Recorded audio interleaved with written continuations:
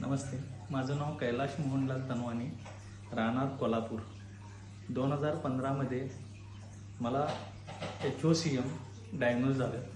HOCM medical भाषेत cardiomyopathy म्हणून म्हणतात त्याला.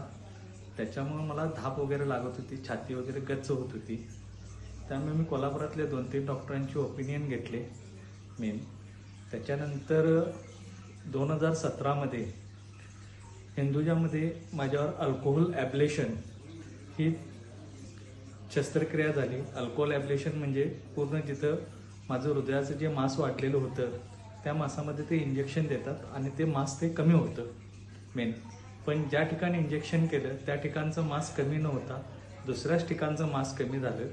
आणि ह्याच्या आधी मला जिना वगैरे चढताना वगैरे त्रास होत होता मेन. झोपल्यानंतर छाती गच्च व्हायची आणि उठून बसल्यानंतर ते बरं वाटत होतं मेन. आणि तो एक त्रास होत होता. पण ते अल्कोहोल ॲब्लेशन केल्यानंतर देखील म्हणावं तसा मला रिझल्ट मिळाला नाही. आणि ज्या माझ्या गोळ्या चालू होत्या ॲलोपॅथीच्या त्याचे साईड इफेक्ट व्हायला लागले मेन. ते साईड इफेक्टमुळं जे त्रास होते ते बऱ्या प्रमाणात पुष्कळ हे वाढतच गेले. आणि 3रा महिना 2024ला मला प्रकाश शिंदे डॉक्टरांबद्दल माहिती मिळाली की होमिओपॅथीची औषधं वगैरे आहेत आणि सरांचा रिझल्ट वगैरे चांगला आहे. 27/3/2024ला मी सरांचं पहिलं औषध घेतलं. त्याने मला जे 8 दिवसाचं औषध दिलं सुरुवातीचं, ते सुरुवातीच्या 8 दिवसानं मला त्या औषधानं एवढा मिरॅकल जाणवला, जादू.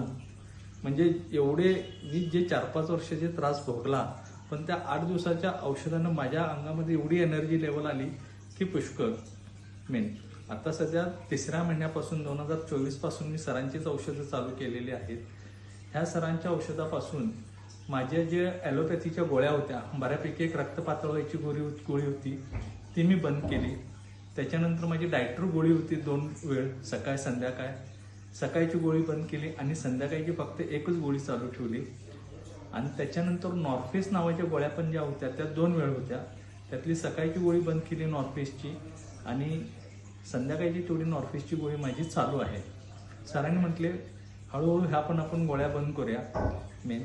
आता सध्या सरांच्या औषधांमध्ये जिना वगैरे मी चढू शकतो, बऱ्यापैकी चालू शकतो. जे मला रात्री झोपल्यानंतर जी धाप वगैरे लागायची बऱ्यापैकी ती माझी धाप कमी आहे. आणि सरांच्या औषधानं मला चांगला रिझल्ट आलेला आहे.